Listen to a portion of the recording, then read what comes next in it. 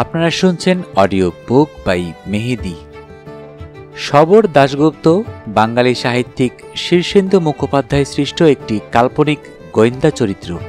তার ঋণ উপন্যাসে প্রথম এই পুলিশ গোয়েন্দার আবির্ভাব হয়। অরিন্দম শীলের পরিচালনায় শবরকে নিয়ে এ পর্যন্ত 4টি চলচ্চিত্র হয়েছে। এবার শবর 2015 সাল, ঈগলের চোখ 2016 সাল, আসছে আবার শবর 2018 এবং তীরন্দাজ শবর 2022। আজকে এই শবর দাশগুপ্তকে নিয়েই আমাদের আয়োজন। সাহিত্যিক শীর্ষেন্দু মুখোপাধ্যায়ের সৃষ্ট একটি বিশেষ চরিত্র। বরাবরের মতোই গল্প পাঠে আমি মোহাম্মদ মেহেদি হাসান। গল্পটি কেমন লাগছে আপনারা অবশ্যই আমাকে কমেন্টস করে জানাবেন এবং যদি ভালো লেগে থাকে তাহলে অবশ্যই একটি লাইক দিবেন এবং গল্পটি আপনাদের বন্ধুবান্ধবদের সাথে শেয়ার করে দিবেন। এবং যদি আমার চ্যানেলের সবগুলো গল্পই আপনাদের ভালো লেগে থাকে তাহলে অবশ্যই চ্যানেলটি সাবস্ক্রাইব করে বেল আইকনটি অন করে দিবেন। তাহলে শুরু করছি শবর দাশগুপ্ত সিরিজের গল্প ঋণ। আজকে শুনবেন গল্পটির দ্বিতীয় এবং অন্তিম পর্ব।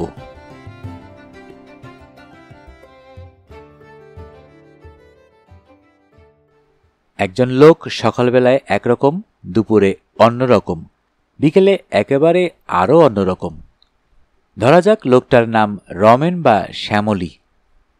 সকালের রমেন বা শ্যামলী বেশ নরম সরম, উদারচেতা, হাস্যমুখ।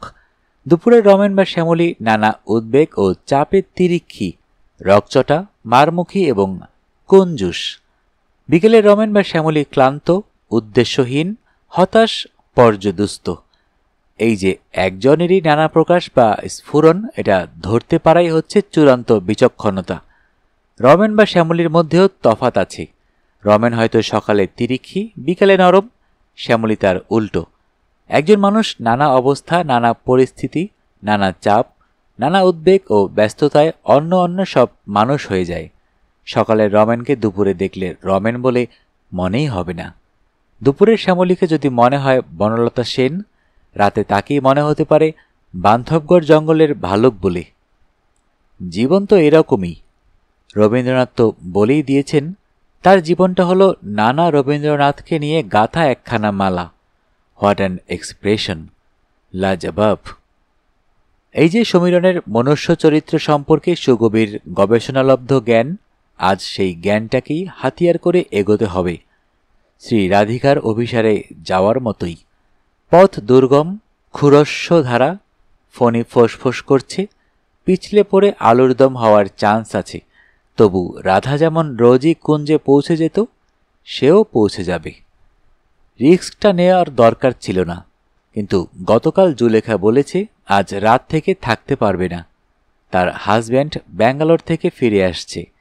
এই নতুন খবরে যথেষ্ট বিচলিত হয়ে সমীরণ বলল, তুমি তো বিয়েই করনি। মৃদু হেসে জুলেখা বলল, ওরকম বলতে হয়? কোনটা সত্যি বলো তো? আগে যেটা বলেছিলে না এখন যেটা বলছো? যে কোনো একটা, বাট আই অ্যাম লিভিং। এ খবরে মাথায় বজ্রাঘাত হলো তার। সে পাপী, আর কে না জানে পাপীদের জন্যই পৃথিবীতে যত ভয়ভীতির আয়োজন। নেশা করলে সে নানা রকম অদ্ভুত অদ্ভুত জিনিস দেখতে পায়। একা ফ্ল্যাটে তার পক্ষে থাকা অসম্ভব। খনিকাকে ফিরিয়ে না এনে আর উপায় নেই। তবে হিউম্যান নেচার সম্পর্কে তার জ্ঞান গভীর বলেই তার দৃঢ় বিশ্বাস। সকালের দিকে খনিকার মেজাজ ভালো থাকে। এ সময়টায় সে হাসে, ঠাট্টা ইয়ার্কি বুঝতে পারে। বেশ দয়ালু হয়ে ওঠে তার চোখের দৃষ্টি, ফুল অফ হিউম্যান কাইন্ডনেস। তার হৃদয়ের বালতি তখন উপচে পড়া দয়া দুগ্ধে। তাই আজ সকালে, অর্থাৎ বেলা 8:30টায় সে অত্যন্ত মলিন মুখে এসে বসে আছে খনিকার বাপের বাড়ির বাইরের ঘরে।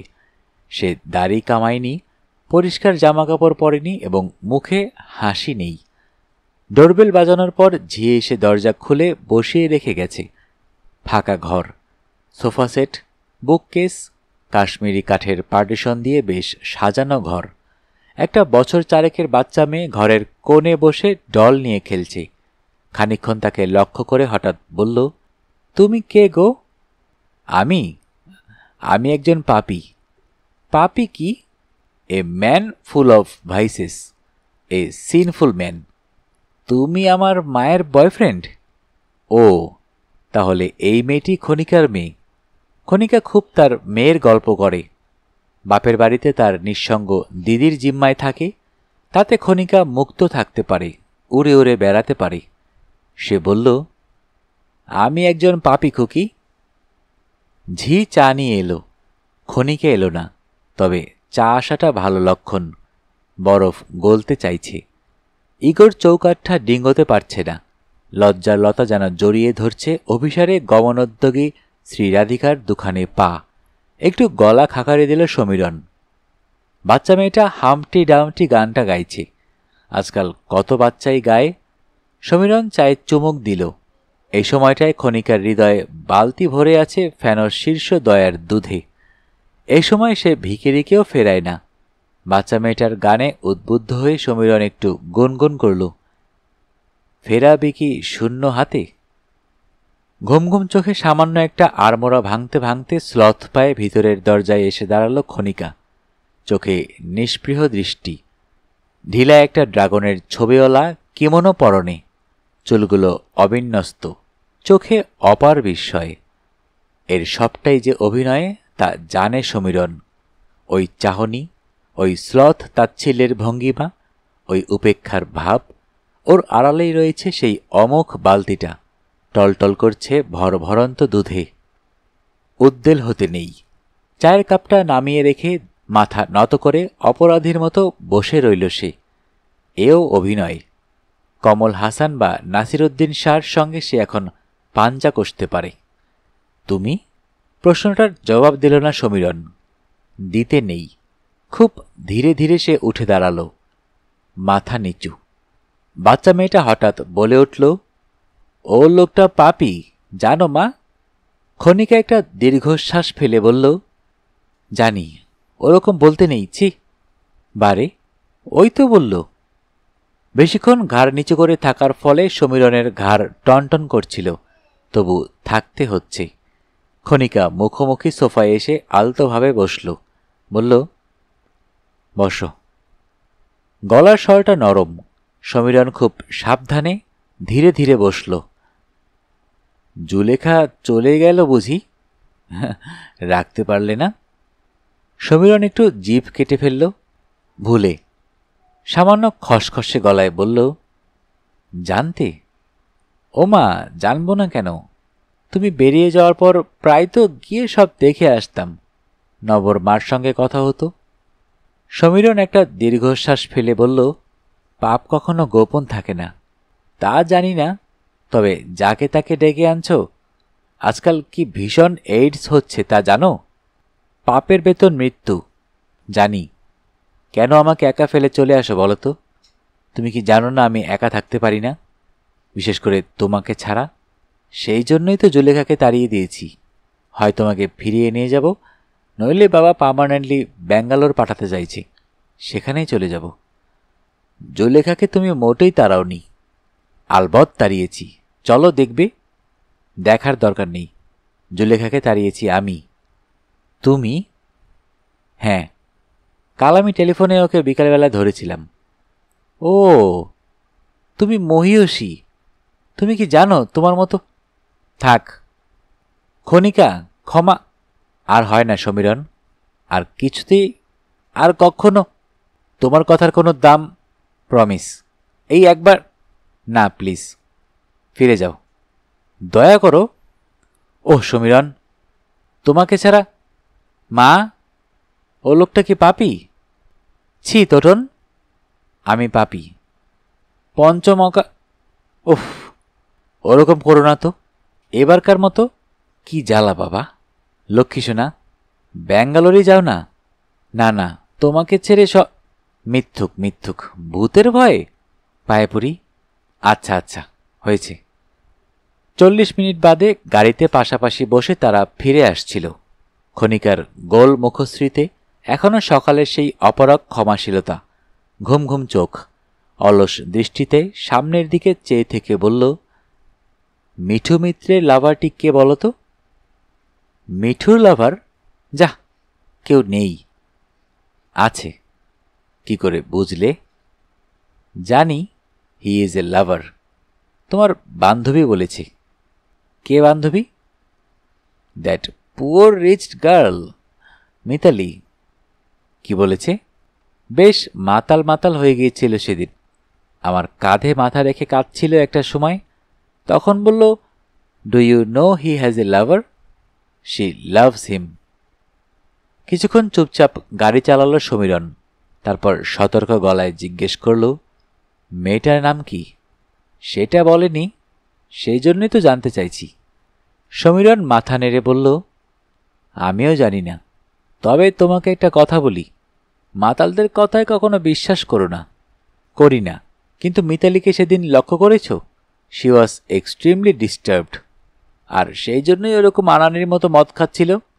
ডিস্টার্ব থাকার একটা কারণ তো আছে। ব্যাপারটা লজিক্যাল নয়, কিন্তু she was in love with Mithu. Logical নয় কেন?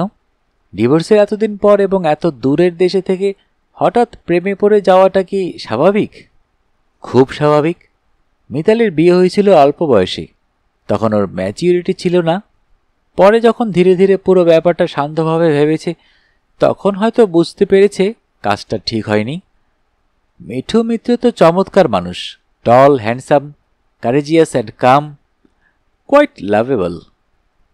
সমীরণ চুপ করে থাকল, তারপর বলল, এনিওয়ে, সেই রিডিসকভারি অফ লাভ থেকে হয়তো ওরকম রেস্টলেস হয়ে পড়েছিল। মোটেই নয়। She was disturbed because she came to know that there was another women. তুমি শিওর? শিওর। কে হতে পারে? Let us think. Yes, let us think. Kshanika চোখ বুজে ধ্যানস্থ হল। সমীরণ ধ্যানস্থ হতে সাহস করল না, কারণ সে গাড়ি চালাচ্ছে। বেশ কিছুক্ষণ বাদে ক্ষণিকা চোখ খুলে বলল, একটা ব্যাপার মনে পড়েছে। কি সেটা? একটা মেয়ে টেবিলে বিরিয়ানি সার্ভ করছিল। বছর 20-21 বয়স, পরনে একটা সবুজ রঙের গাদোয়াল ছিল। মুখখানা ভারী মিষ্টি, একটু ড্রিমি মুখ। চোখ দুখানা খুব নরম। মনে আছে? একটু গম্ভীর হয়ে সমীরণ বলে, তোমার মনে থাকা উচিত। ডিনারের সময় আমার বাহ্যজ্ঞান ছিল না। ডিনারের অনেক আগেই তো তাকে দেখতে পেয়েছ নিশ্চয়ই। মনে পড়েছে? আমি মেয়েদের দিকে তাকাই না। শুধু তাকাও না, চোখ দিয়ে গিলে খাও। আচ্ছা আচ্ছা, আমাকে মেডিটেট করতে দাও। তার আগে বলো, এই মেয়েটি সম্পর্কে কি বলেছিল মিতালি? কিছু বলেনি। মেয়েটা যখন বিরিয়ানির প্লেট নিয়ে ঘরে ঢুকছিল, তখনই মিতালি একটু শিউরে উঠে যেন হিসিং সাউন্ড করে বলল, she is in love with him. ওই মেয়েটাকে মিন করছিল। অফকোর্স। মেয়েটাকে দেখেই যেন রিয়েক্ট করলো। আমি জানতে চাই মেয়েটা কে। সবুজ শাড়ি আর অবুজ মুখ তো? অবুজ মুখ মোটেই বলিনি। এনিওয়ে, মনে পড়ছে না। শোনো, ছেলেরা কখনো মেয়েদের পোশাক মনে রাখতে পারে না। তাহলে কি মনে রাখে? বেশি মনে রাখে চোখ। 2 নম্বর, মুখশ্রী। মুখশ্রীর কথা তো বললাম। ডেসক্রিপশন ইনকমপ্লিট, আমি ভিজুয়ালাইজ করতে পারছি না। চুলগুলো স্টেপ কাট করা। আর কিছু? দুদিকে দুটো মিষ্টি গজদাঁত আছে, হাসলে বেশ দেখায়। যা, ও তো জয়িতা। সে কে? জয়িতা হলো মিতালির খুড়তুতো বোন। যা বলছো কেন? ও সেরকম মেয়েই নয়। কিরকম মেয়ে? ভীষণ ভালো টাইপের, ছেলেদের সঙ্গে মেশে না, খুব লাজুক। ক্ষণিকা একটু হেসে বলল, লাজুকরা বুঝি প্রেমে পড়ে না? তা নয়, কিন্তু মিঠুর সঙ্গে ওর কোনো কানেকশনই নেই যে। খোঁজ নাও, নিয়ে লাভ? জাস্ট কৌতূহল। সমীরণ মিটিমিটি হাসছিল, বলল, জয়িতা যদি কারো প্রেমে পড়ে, তাহলে সে বেচারি ইহজীবনেও জানতে পারবে না যে একটা মেয়ে তার প্রেমে পড়েছিল। তাহলে মিতালি জানল কি করে? You can be sure? I am sure. Okay okay, মেনে নিচ্ছি।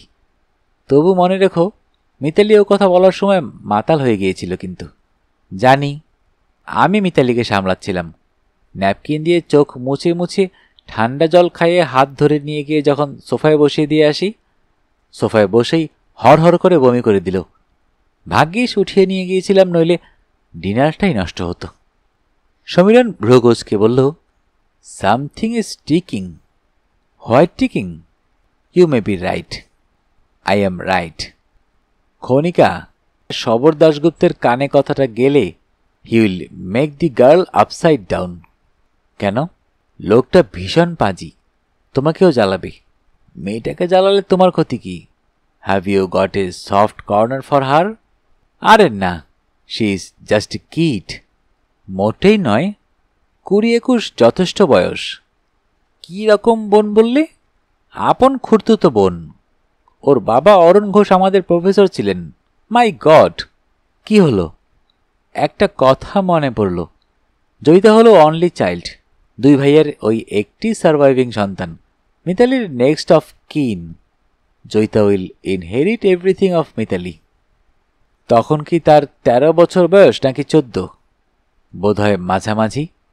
এলাহাবাদ ব্যাংকের একটা বিশেষ ব্রাঞ্চে অ্যাকাউন্ট খোলার জন্য তার বড্ড ব্যাকুলতা দেখা দিয়েছিল হঠাৎ। বিশেষ করে কাউন্টারে ছোট্ট মুখখানা বাড়িয়ে সে করুণ গলায় বলেছিল, আমি কি একটা অ্যাকাউন্ট খুলতে পারি?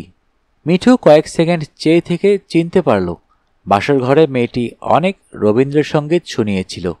মিঠুর কানে লেগে আছে একটা কলি, সখী ভালোবাসা কারে কয়, সে কি সকলই যাতনাময়। একটু হেসে মিঠু বলেছিল, কেন পারবে না? মেয়েটি হাস্যহীন মুখে করুণ দৃষ্টিতে মিঠুর দিকে চেয়েছিল। ওই বয়সেও সে বুঝত তার দিদি মিতালি এই লোকটাকে যাচ্ছে তাই অপমান করেছে, নাকচ করেছে। অথচ মিঠুদাকে তার কি ভালোই লেগেছিল বিয়ের রাতে। কেমন ভদ্র, কেমন গম্ভীর, কি পার্সোনালিটি, আর কি দারুণ ম্যানলি চেহারা। মুগ্ধ, সম্মোহিত হয়ে গিয়েছিল সে। ওই বয়সেই ওই তার প্রথম উথাল পাথাল বুক। মিঠু যদি জামাইবাবু হয়ে থাকত তবে ঠিক সামলে নিত নিজেকে সে, কিন্তু বিয়ের পরেই মিতালিদি এমন করতে লাগল, তারপর ছেড়েই দিল। বড্ড কষ্ট হয়েছিল তার। আবার সেই সঙ্গে অদ্ভুত এক আনন্দ। অ্যাকাউন্ট খোলার পর একদিন, মাত্র একদিনই একটা ভুল করে ফেলেছিল, যার জন্য আজও নিজেকে ক্ষমা করতে পারে না সে। একদিন টাকা তুলবার ওছিলায় চেকের সঙ্গে জেমস ক্লিপে আটা একটা চিরকুট দিয়েছিল মিঠুকে। তাতে ইংরেজিতে লেখা ছিল, how deeply I love you. Mithu চেকটা নিল, চিরকুটটা দেখল, তারপর গম্ভীর হয়ে গেল, ভীষণ গম্ভীর। আর একটা কথাও বলেনি সেদিন। ভয়ে লজ্জায় কুকড়ে গিয়ে সেদিন চলে এসেছিল জয়িতা। 15 দিন বাদে আবার গিয়েছিল। না, এখন আর কোনো ভুল করেনি সে। শুধু কাউন্টারের এক পাশ থেকে অন্য পাশে চোখ তুলে তাকাতে পারেনি। কিন্তু তার হৃৎপিণ্ড এত জোরে শব্দ করছিল সেদিন, মিঠু কি শুনতে পায়নি? পেয়েছিল নিশ্চয়ই, তবু শুধু ভদ্র গলায় একবার জিজ্ঞেস করেছিল, কেমন আছো? তারপর 3 বছর ধরে যতবার ব্যাংকে গেছে ততবারই ওই ভদ্র গলায় একটি প্রশ্ন, কেমন আছো? তার বেশি একটি কথাও নয়, কখনোও নয়। জয়িতা মৃদুস্বরে বলতো, ভালো। আর তার বুকের ভিতরে উত্তাল হয়ে উঠত হৃৎপিণ্ড। 3 বছর বাদে অন্য ব্রাঞ্চে প্রমোশন পেয়ে চলে গেল মিঠু। একবারও বলেও গেল না। জয়িতা অ্যাকাউন্ট তুলে নিল না, অপেক্ষা করল। রসা রোডের দিকে তার যাওয়ার কথাই নয়, তবু স্কুলের পর তার মাঝে মাঝে লেকের দিকে যাওয়ার খুব দরকার পড়তে লাগল। প্রথম প্রথম বন্ধুদের সাথে, তারপর এক এক দিন একা। এলাহাবাদ ব্যাংকে তখন তার কাছে পৃথিবীর সবচেয়ে গুরুত্বপূর্ণ জায়গা। ব্যাংকের দরজা থেকে একটু দূরে একটা গাছের আড়ালে দাঁড়িয়ে থাকত, দেখা যেত না। একদিন সাহস করে ঢুকেছিল। অনেককে দেখল যাদের দেখার দরকার ছিল না। তারপর একদিন দেখল মিঠু বেরিয়ে এলো। কোনো দিকে না তাকিয়ে তার বিশাল মোটর বাইকে উঠে ভোঁ করে কোথায় চলে গেল। যথেষ্ট, ওইটুকুই তখন কম নয়। 3 দিন ধরে সেই দেখার রেশ রইল। একদিন মাকে বলেছিল, আচ্ছা মিঠুদা তো ইচ্ছে করলেই এখন বিয়ে করতে পারে না মা? পারেই তো, অত ভালো ছেলে। তবে করছে না কেন? করবে করবে, হয়তো কথা চলছে। কে খবর রাখে বাবা? কেউ খবর রাখে না। না, সে রাখত। জ্যাঠামশাইয়ের বাড়ি মাত্র 2 স্টপ দূর। সে হঠাৎ হঠাৎ গিয়ে হাজির হতো। এ কথা সে কথা তারপর মিঠুদার কথা। জ্যাঠামশাই নিজের মেয়ের ওপর সন্তুষ্ট ছিলেন না। বলতেন, আমি কিছু ভুল করিনি, মিতালি একদিন বুঝবে। জ্যাঠামশাই, মিঠুদা কি বিয়ে করবে? তা কি জানি মা, মাঝে মাঝে আসে, খোঁজখবর নিয়ে যায়, লজ্জায় সংকোচে তাকে কিছু জিজ্ঞাসাও করতে পারি না। বিয়ে তো করাই উচিত। বেশি দিনের কথা নয়, মাত্র 1-1.5 বছর আগে একদিন জ্যাঠামশাই বললেন, সামনের শনিবার মিঠুকে খেতে বলেছি, ভারী সংকোচ, কিছুতেই রাজি হয় না। আমি বেশ লম্বা ছুটিতে আমেরিকা চলে যাচ্ছি বলে আজই রান্না করিয়েছি, তুইও একটু আসিস তো মা। হরেনি রাঁধবে, কিন্তু সে পুরনো মানুষ, এখনকার রান্না জানে না। তুই একটু ওই চাইনিজ কিছু একটা রান্না করিস তো। ছেলেটা নিজে রেঁধে খায়, সেদ্ধ পোড়া খেয়েই থাকে হয়তো। তখন তার 19 বছর বয়স, তখন তার কি উদ্বেল হৃদয়। মারাত্মক শনিবারটা যেন ডবল ডেকারের মতো ধেয়ে আসছিল। সেদিন তার মা বাবারও ছিল নিমন্ত্রণ। রেসিপির বই দেখে খুব যত্ন করে সে রেঁধেছিল চিলি চিকেন আর প্রন ককটেল। জ্যাঠামশাইয়ের ছোট খাওয়ার টেবিলে 4 জন খেতে বসেছে, জ্যাঠামশাই, মা, বাবা আর মিঠু। মুখ তুলে মিঠুই হঠাৎ বলল, এ কি, তুমি বসবে না? সবেগে মাথা নেড়ে সে বলেছিল, না, আমি সার্ভ করব। তাই কি হয়, বসে যাও, সবাই একসঙ্গে খাই। শুনে সবাই হা হা করে উঠল। হ্যাঁ হ্যাঁ, তুইও বসে যা, হরেন সার্ভ করবে। কেমন একটা অ্যারেঞ্জমেন্ট হলো। তাকে বসতে হলো মিঠুর বাঁ পাশে, কাঁধ ঘেঁষে। চোখ মুখে লজ্জায় ঝা ঝা করছিল তার, মুখ তুলতে পারে না, খাবে কি। আর তখন মিঠুর গা থেকে একটা মিষ্টি পুরুষালী উত্তাপ আসছিল, আর মাদক একটা গন্ধ।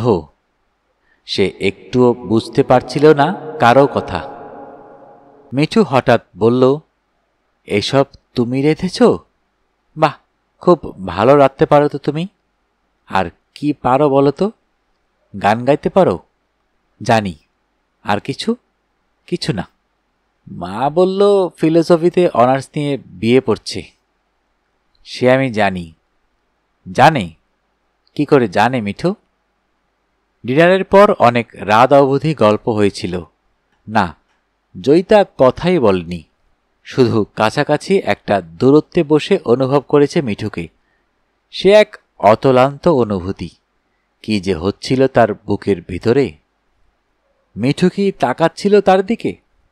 সে দেখেনি, কিন্তু সে জানে চোর চোখে মিঠু বহুবার দেখেছিল তাকে, বহুবার। মা বাবার সঙ্গে সে যখন বেরিয়ে আসছিল, তখন তার সঙ্গে সঙ্গে মিঠুও। বিদায় নেওয়ার একটু আগে হঠাৎ দুপা পিছিয়ে তার সঙ্গ ধরে বলল, তোমার চিরকুটটার জবাব দেওয়া হয়নি, একদিন দেব। লজ্জায় মরে যাচ্ছিল সে, নার্ভাস। মিঠুর মোটর বাইকের শব্দ যতক্ষণ শোনা গিয়েছিল, ততক্ষণ তার শরীরে ঝংকার। চিরকুটের জবাব দেবে বলেছিল মিঠু। জবাবটা এলো মাসখানেক পর, এবং অভিনব উপায়ে। ডাকে তার কাছে এলো সাদার্ন ক্লাবের ভর্তি হওয়ার একটা ফর্ম। সেই ফর্মের এক কোণে ছোট্ট করে লেখা, প্লিজ মিঠু। হাসবে না কাঁদবে ভেবেই পেল না জয়িতা। এটা কি রসিকতা নাকি অন্য কিছু? অনেক ভেবে সে বুঝতে পারল মিঠু হয়তো তার সঙ্গ চায়, কিন্তু সঙ্গ পাওয়ার জন্য কোনো উপায় হয়তো ভেবে রাখিনি। অল্প বয়সীদের মতো মাঠে ময়দানে বা হোস্টেলে বা হোটেলে রেস্টুরেন্টে বসে প্রেম করা হয়তো মিঠুর পছন্দ নয়। হয়তো সাদার্ন ক্লাবে ব্যায়াম বা মার্শাল আর্টের ক্লাসে তারা অনেক কাছাকাছি হতে পারবে। অনেক লজ্জা, সংকোচ, অনেক দ্বিধা জয় করতে হয়েছিল জয়িতাকে। একদিন কুণ্ঠিত পায়ে হাজির হলো সাদার্ন ক্লাবে। তাকে দেখে মিঠুর মুখে ভারী চমৎকার একটা হাসি ফুটে উঠেছিল। সেই হাসিটাই তার প্রথম উপহার। জয়িতা জীবনে কখনো কোনো খেলাধুলা বা ব্যায়াম করেনি। প্রথম প্রথম তার শরীরে কি ব্যথাই না হয়েছিল, তবু করত। মিঠু বলতো, কদিন পরেই দেখবে শরীর কেমন হালকা আর ফিট লাগবে। কখনো তাদের মধ্যে স্পষ্ট করে কোনো ভালোবাসার কথা হয়নি, সবসময় তার দরকারও হয় না। ভালোবাসার মধ্যে একটা নীরবতাও কি নেই? সে নিজে প্রগল্ভ নয়। মিঠুও কম কথার মানুষ। তারা খুব কাছাকাছি হতো। যখন ক্যারাটে ক্লাসের পর মিঠু তাকে মোটর বাইকের পিছনে চড়িয়ে বাড়ির কাছাকাছি পৌঁছে দিত। কখনো পাড়ায় ঢুকত না বা বাড়িতেও আসতো না। বলতো, মেলেমেশাটা একটু গোপন থাকাই ভালো, নইলে তোমাকে লোকে বদনাম দিতে চেষ্টা করবে। বাড়ির লোকের কাছে জবাবদিহি করতে হবে। কিন্তু গোপন করলেও খুব গোপন থাকেনি তাদের সম্পর্ক। মাস কয়েক বাদে একদিন মা তাকে ধরল। হ্যাঁ রে, কি ব্যাপার বলতো? কি ব্যাপার মা? তোর কি মিঠুকে পছন্দ? কি লজ্জা, কি লজ্জা! মাটিতে মিশে যেতে ইচ্ছে হয়েছিল তার। জবাব এলোই না মুখে। মা বলল, মিতালির সঙ্গে ওর বিয়েটা হয়েছিল, সেইটাই একটা খারাপ ব্যাপার। নইলে মিঠু তো চমৎকার ছেলে। ভালো করে ভেবে দেখো। ভেবে দেখবে? ভেবে দেখার কি আছে? তার তো মিঠুময় জগৎ। মিঠু ছাড়া সে আর কিছু ভাবতেই পারে না। মা তার নীরবতারও অর্থ ধরতে পারল। বলল, বেশ, তোর বাবাকে বলি, মনে হয় অমত করবেন না। কিন্তু বিয়ে ঠিক হয়ে গেলে মেলেমেশাটা বন্ধ করতে হবে। এক অপার্থিব আলোয় যেন ভরে গেল জয়িতার জগৎ। এত আনন্দ যে জীবনে আছে তার জানাই ছিল না। সেদিন সন্ধেবেলা সে খুব লাজুক গলায় মিঠুকে বলল, মা জানতে পেরেছে। মিঠু সামান্য অবাক হয়ে বলল, কি করে জানলেন? তা তো জানি না, তবে অমত করেনি। মিঠু একটু চুপ করে থেকে খুব ধীর কণ্ঠে বলল, মিতালি আমার আত্মবিশ্বাস নষ্ট করে দিয়ে গিয়েছিল, তুমি তা ফিরিয়ে দিয়েছ। আমার জন্য আর এতটা কেউ করেনি তোমার মতো। জয়িতা খুব ফিসফিস করে বলেছিল, এখন কি হবে? মিঠু একটু হেসে বলল, কি হবে জানো না বুঝি? মাথা নেড়ে জয়িতা বলল, না তো। এই প্রথম তাদের মধ্যে ভালোবাসার সংলাপ। এইটুকুই মাত্র কথা, কিন্তু উত্তাপ আর আবেগে যেন মাখামাখি। মিঠুর মোটর বাইক সেদিন যেন মাটিতে নয়, আকাশ দিয়ে উড়ে যাচ্ছিল। কথাটা বাবার কানেও তুলল মা। তার বাবা মাত্র 1 মিনিট চিন্তা করে বলল, হোয়াই নট? বয়সের তফাৎটা একটু বেশি, তা হোক, তাতে ভালোই হবে। মিঠুর প্রতি যে অন্যায়টা হয়েছে, এতে তারও খানিকটা শোধবোধ হবে। কোথাও কোনো আপত্তি উঠল না। মসৃণ একটা পরিণতির দিকেই যাচ্ছিল তারা। কিন্তু আপত্তি উঠল অপ্রত্যাশিত একটা জায়গা থেকে। জ্যাঠামশাই আমেরিকা থেকে ফিরে আসার পর বাবা একদিন গিয়ে তাকে বললেন ব্যাপারটা। জ্যাঠামশাই যেন ভীষণ চমকে উঠে বললেন, না না, তা হয় না, তা কিছুতেই হয় না। জয়িতার বাবা অবাক হয়ে বললেন, কেন হয় না? কোথাও তো বাধক দেখছি না। জ্যাঠামশাই বারবার বললেন, বাধা আছে, সে তুই বুঝবি না। জ্যাঠামশাই আর ব্যাখ্যা করেননি, ব্যাখ্যা করার সময়ও আর পাননি। পরদিনই গভীর রাতে বাথরুমে পড়ে গিয়ে তিনি মারা যান। সেরিব্রাল। খুব কেঁদেছিল জয়িতা। একটা সম্পর্ক শেষ হয়ে গেল। মিঠু তার ভূতপূর্ব শ্বশুরের শ্মশান বন্ধু হয়েছিল। 2 দিন বাদে এয়ারপোর্টে মা বাবার সঙ্গে জয়িতা গিয়েছিল মিতালিকে নিয়ে আসতে। কি উদ্ভ্রান্ত শোকাহত চেহারা মিতালির। এক ঝটকায় যেন বয়স বেড়ে গেছে অনেক। বাবার খুব ইচ্ছে ছিল মিতালিকে নিজের বাড়িতে নিয়ে আসে। মিতালি বলল, না কাকু, তার দরকার নেই। ও বাড়িতে বাবার কত স্মৃতি আছে বলতো। বরং জয়িতা কয়েকদিন আমার সঙ্গে থাক, নইলে আমার একা লাগবে। প্রথম 2-4 দিন শোকের ভাবটা কাটিয়ে ওঠার পরেই তাদের 2 বোনের মধ্যে কথার ফোয়ারা খুলে গেল। দিনের বেলায় জয়িতার কলেজ, মিতালিরও উকিল অ্যাটর্নির কাছে বা ব্যাংকে যাওয়া। গল্প হতো রাতে, দোতলায় শোয়ার ঘরে মস্ত খাটে পাশাপাশি শুয়ে। শ্রাদ্ধ বা নিয়মভঙ্গ কোনো অনুষ্ঠানেই মিঠু আসেনি। কিন্তু এক সন্ধেবেলা সাদার্ন ক্লাব থেকে বেরিয়ে মাঠের ওপর খানিকটা একসঙ্গে হেঁটেছিল 2 জন। মিঠু একটু চিন্তিত। বলল, জয়িতা, মিতালি আমাকে কিছু বলতে চায়। কি? তা জানি না, কিন্তু তোমাকে একটা অনুরোধ করব। বলুন না। তুমি আমাদের কথা, তোমার আমার কথা মিতালিকে জানিয়ে দিও। কেন? আমার যে ভীষণ লজ্জা করবে। তোমার লজ্জা নিয়েই তো হয়েছে আমার বিপদ। মিতালি দিদির সঙ্গে আপনার দেখা হয়েছে? হ্যাঁ, মিতালি আমার ব্রাঞ্চে গিয়েছিল।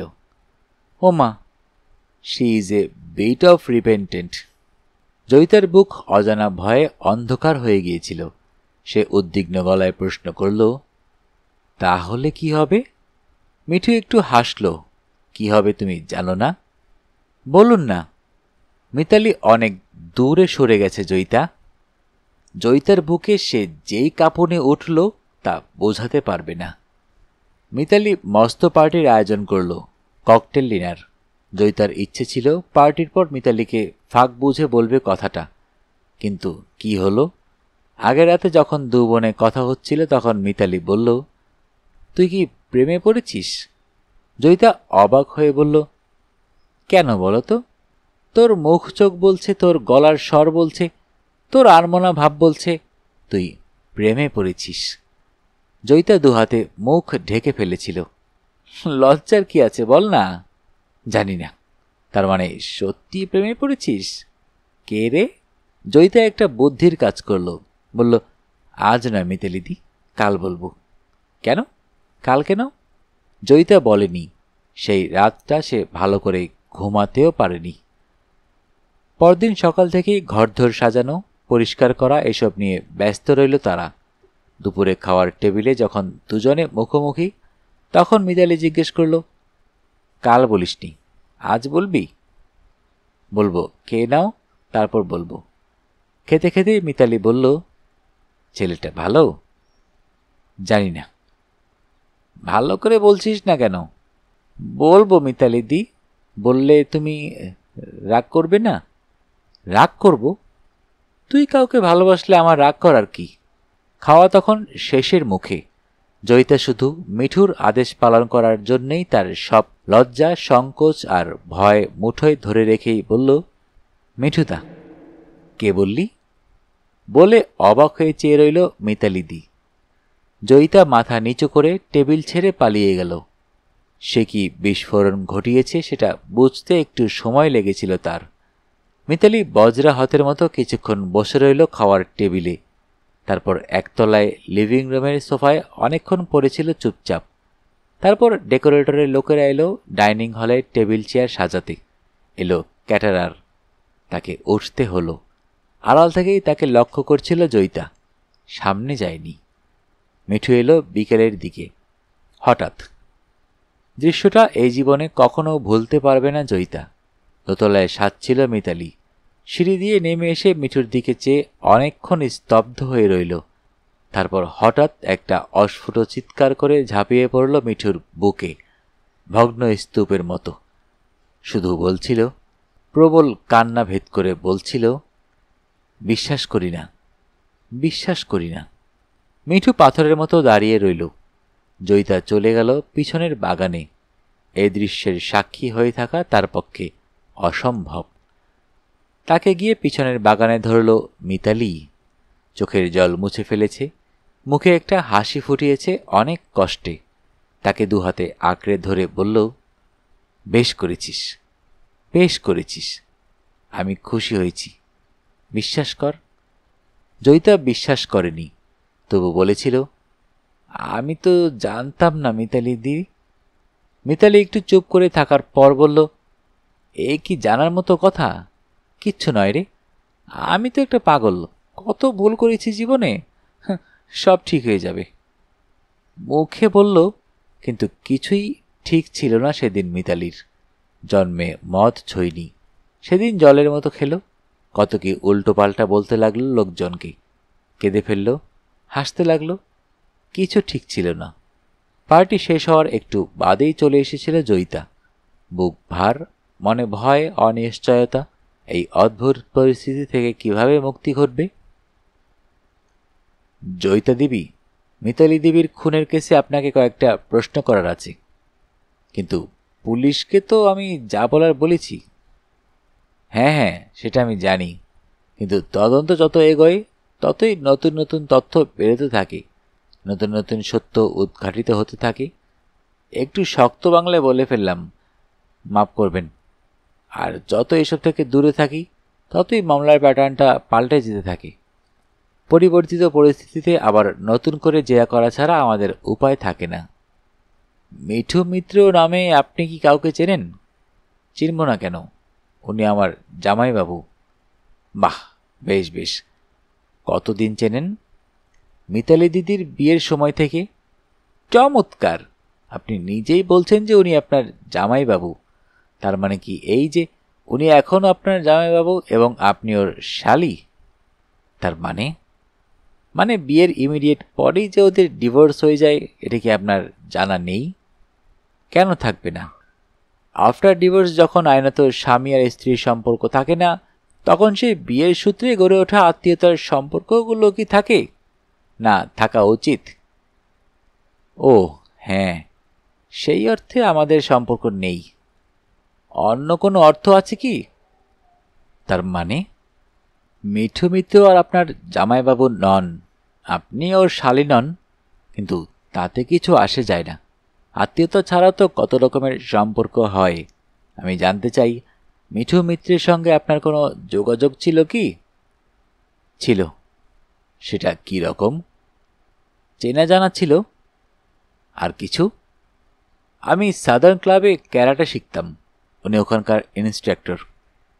বাহ, চমৎকার! ক্যারাটে শিখতেন? হঠাৎ ক্যারাটে কেন? ইচ্ছে হলো। আপনি কি স্পোর্টিং টাইপ? খেলাধুলো ভালোবাসেন? বাসি। স্কুল কলেজে স্পোর্টসে নেমেছেন কখনো? না। ফুটবল ক্রিকেট বোঝেন? না, একটু আধটু। কখনো দৌড়ঝাঁপ করেছেন? না। তবু হঠাৎ ক্যারাটে শেখার ইচ্ছে হলো? হ্যাঁ। বেশ বেশ। আপনার বাড়ি থেকে সাদার্ন ক্লাব বেশ খানিকটা দূর। আপনি কিসে করে যাতায়াত করতেন? বাসে। বাসে যেতেন এবং আসতেন? হ্যাঁ।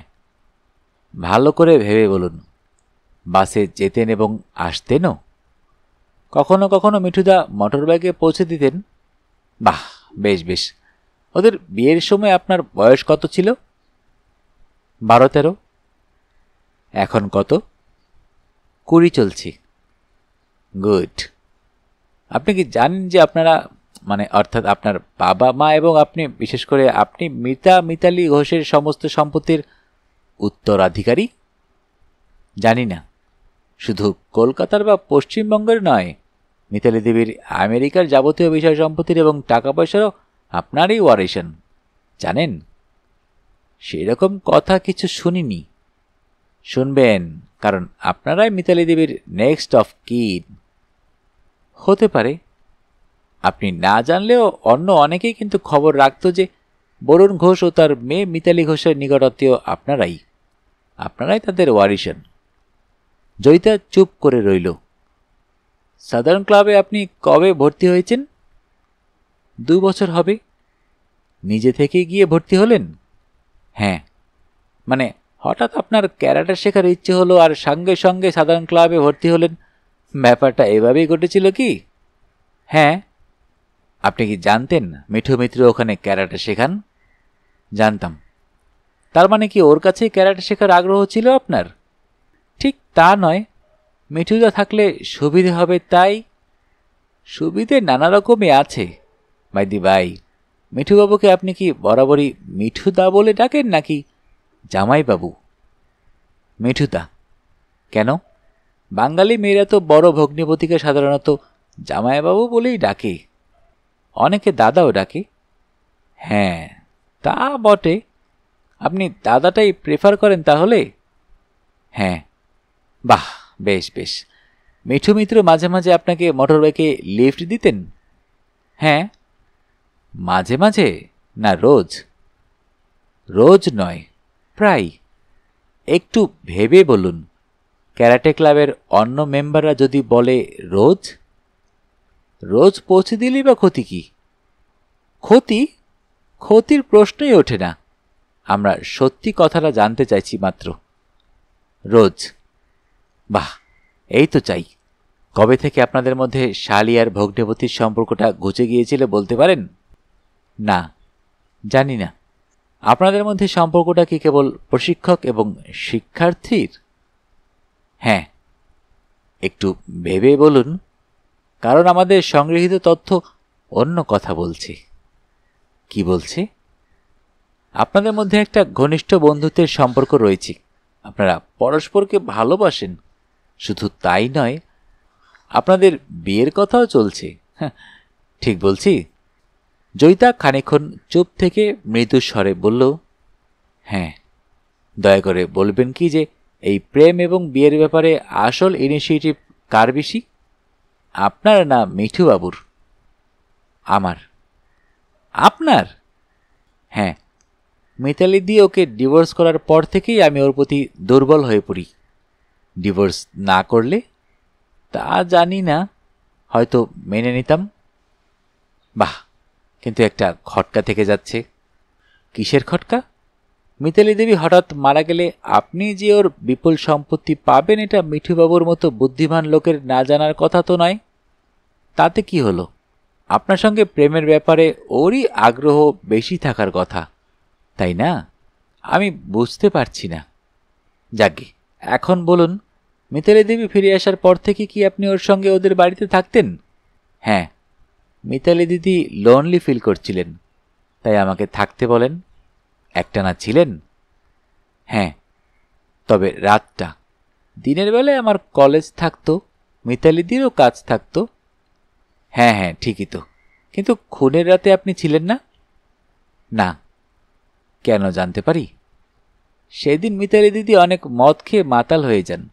মাতলামিকে আমি ভীষণ ভয় পাই। ঠিকই তো, মাতলামি মোটেই পছন্দ করার জিনিস নয়। আচ্ছা, মিতালি দেবী কি প্রায় ড্রিঙ্ক করতেন? না, কখনো নয়। তাহলে সেদিন ড্রিঙ্ক করলেন কেন বলতে পারেন? না। না, আপনি তার সঙ্গে বেশ কয়েকদিন একটানা বাস করেছেন, তবু জানেন না তিনি হঠাৎ সেদিন কেন ড্রিঙ্ক করলেন? না। আপনাকে তিনি কিছু বলেননি? না। আপনি কিছু দেখেননি? না। কিছু অনুমানও করেননি? না। সেদিন মিঠুবাবুর সঙ্গে মিতালি দেবীর দেখা হয়েছিল, তা তো জানেন? জানি। তাদের মধ্যে কি কথা হয়? আমি শুনিনি। আপনি কি জানেন যে মিতালি দেবীর মিঠুবাবুর প্রতি মনোভাব বদলে গিয়েছিল? না, আমি জানতাম না। জানতাম না মানে তখন জানতেন না, কিন্তু এখন জানেন? এখনও জানি না। এই জেরক্স কপিগুলো দেখুন তো, এ কি মিতালি দেবীর হাতের লেখা? হ্যাঁ। কষ্ট করে একটু পড়বেন কি? সবটা পড়ুন। জয়িতা পড়ল। শবর দাশগুপ্ত ঈগলের চোখে চেয়ে রইল তার মুখের দিকে। পড়ার পর জয়িতার হাত থেকে কাগজগুলো ফেরত নিয়ে শবর তার ব্রিফকেসে ঢোকাতে ঢোকাতে বলল, কিছু বুঝতে পারলেন? হ্যাঁ, মিতালিদি মিঠুতার প্রতি সফট হয়ে পড়েছিল। এক্স্যাক্টলি। আপনি কি জানেন যে ওর সেই সফটনেস এতটাই ছিল যে উনি মিঠু মিত্রকে ওর যাবতীয় বিষয় সম্পত্তির কাস্টোডিয়ান করে দিয়েছেন? জানি, মিঠুদা বলেছি। জয়িতা দেবী, মিতালি দেবীকে কে খুন করেছে বলে আপনার মনে হয়? জানি না। জানতে বলছি না, লজিক্যাল অনুমান বলে তো একটা ব্যাপার আছে। আমি জানি না। তাহলে ঘটনাগুলো একটু সাজিয়ে দিই, আপনার সুবিধে হবে। গল্পের মাঝখানে একটু বিরক্ত করি। যেহেতু এই পর্যন্ত শুনে ফেলেছেন, তার মানে গল্পটি আপনার শুনতে ভালোই লাগছে। আশা করি চ্যানেলটি সাবস্ক্রাইব করে দিবেন এবং বেল আইকনটি অন করে রাখতে ভুলবেন না যেন। তাহলে বাকিটা শোনা যাক। মিঠু মিত্র একজন বড়লোকের একমাত্র সন্তান মেয়েকে বিয়ে করেছিলেন। বড়লোকের সুন্দরী মেয়ে, যাকে বিয়ে করার মতো যথেষ্ট যোগ্যতা তার ছিল না। বরুণ ঘোষের বেনামা অ্যাকাউন্ট এবং সম্ভবত আরও 2-4টি গুপ্ত খবর তিনি জানতেন। Maybe there was a touch of blackmail in the marriage, কিন্তু বিয়ে টিকল না। মিতালি দেবী ডিভোর্স করে আমেরিকায় চলে গেলেন। সুতরাং মিঠু মিত্রের কোনো লাভ হলো না। কিন্তু কপালটা ভালো, তিনি আপনার সন্ধান পেয়ে গেলেন এবং একটা চমৎকার প্ল্যান করে রাখলেন। প্ল্যানটা অবশ্য একটু ফার ফেস্ট, এটা আমি স্বীকার করছি। হয়তো প্ল্যান ওর ছিল না, কিন্তু সুযোগ এসে গেল। বরুণ ঘোষ মারা গেলেন এবং মিতালি দেবী দেশে ফিরলেন। দেখুন কীরকম গোল্ডেন অপরচুনিটি। মিতালিকে সরিয়ে দেওয়া গেলে দুটো কাজই হয়। এক, বহুকালের হারানো অপমানের শোধ নেওয়া, এবং আপনাকে প্রচুর সম্পত্তির উত্তরাধিকারী করে দেওয়া। শুধু তাই নয়, আমেরিকাতেও বেশ ভালো সম্পত্তি থাকায় তার ইনহেরিটর হিসেবে আপনার এবং আপনার হাজব্যান্ড হিসেবে ওরও ভবিষ্যৎ আমেরিকায় যাওয়া এবং গ্রিন কার্ড পাওয়ার সম্ভাবনা খুলে দেওয়া। সুতরাং মিঠু মিত্র এই সুযোগ ছাড়লেন না। কিন্তু মুশকিল দেখা দিল মিঠুর প্রতি হঠাৎ মিতালির প্রেম। মিতালিকে খুন না করে শুধু আবার বিয়ে করে ফেললেই মিঠু মিত্রের উদ্দেশ্য সফল হয়ে যেত। কিন্তু আমার অনুমান তিনি সত্যিই আপনাকে ভীষণ ভালোবেসে ফেলেছিলেন, তাই মিতালিকে সরিয়ে দেওয়ার প্ল্যানেই স্টিক করে থাকতে হলো। ওর কপাল সত্যি তুলনাহীন, কারণ মিতালি দেবী মারা গেলেই যে আপনি ওর সম্পত্তি বা টাকা পয়সা হাতে পেতেন তা নয়। উত্তরাধিকার আইন কমপ্লিকেটেড এবং সাকসেশন সার্টিফিকেট পাওয়া সময় সাপেক্ষ। সেক্ষেত্রেও মিঠু কেল্লা মেরে দিলেন মিতালি ওকে কাস্টোডিয়ান করে দেওয়ায়। সুতরাং লজিক্যাল কনক্লুশনে যাওয়া কি খুব শক্ত বলে মনে হচ্ছে আপনার? আপনি কাঁদছেন? গুড। আশা করি মূল্যবান চোখের জলটা আপনি সমাজের একজন জঘন্য অপরাধী, একজন ঠান্ডা মাথার খুনির জন্য অপব্যয় করছেন না। এই কান্নাটা যদি অসহায় হতভাগিনী মিতালি দেবীর জন্য হয়ে থাকে, তবে ইট ইজ মোস্ট ওয়েলকাম। আমি আর পারছি না, আমাকে ছেড়ে দিন আজ। জয়িতা দেবী, আর একটা ছোট্ট প্রশ্ন আছে, খুব অপ্রিয় প্রসঙ্গ কিন্তু জরুরি। আপনি বরং টয়লেট থেকে ঘুরে আসুন, চোখে মুখে ভালো করে জলের ঝাপটা দেবেন। You will feel good. যান।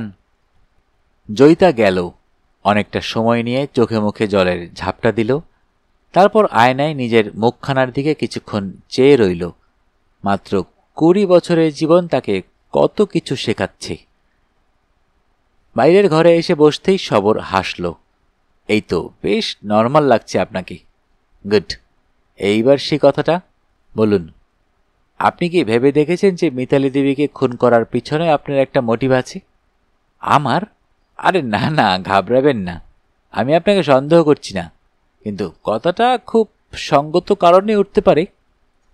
আমি কেন খুন করব? করেনও নি, কিন্তু পাবলিক প্রসিকিউটর মে রেইজ এ কোশ্চেন। প্রশ্ন তুলতে পারে মিঠু মিত্রের উকিলও। সব দিক ভেবে রাখা ভালো। আমি কিছু বুঝতে পারছি না। বুঝিয়ে দিচ্ছি। আপনি মিঠুকে ভালোবাসেন, ঠিক তো? হ্যাঁ, ভালোবাসার জন্য মানুষ সব কিছু করতে পারে। স্বীকার করেন? হ্যাঁ। আপনি যখন মিতালি দেবীর বাড়িতে ছিলেন তখন নিশ্চয়ই আপনার 2 বোন অনেক বিষয়ে কথা বলতেন। হ্যাঁ, আমরা রাত 2-3টে পর্যন্ত আড্ডা মারতাম। গুড। কি বিষয়ে কথা হতো আপনাদের? মোস্টলি আমেরিকা, ওখানকার লাইফস্টাইল, লোনলিনেস, সৌন্দর্য, এইসব নিয়ে।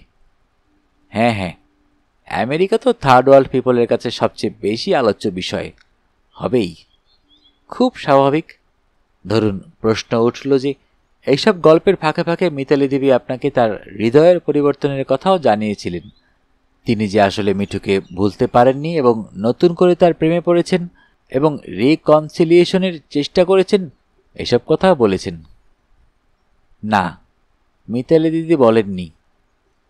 আহা, সে তো বটেই, কিন্তু প্রশ্ন উঠলে কি করবেন? বিশেষ করে প্রশ্নটা যদি হয় ভীষণ logical and down to earth. তাই বলছিলাম এগুলো ভেবে রাখা ভালো। কি ভাবব?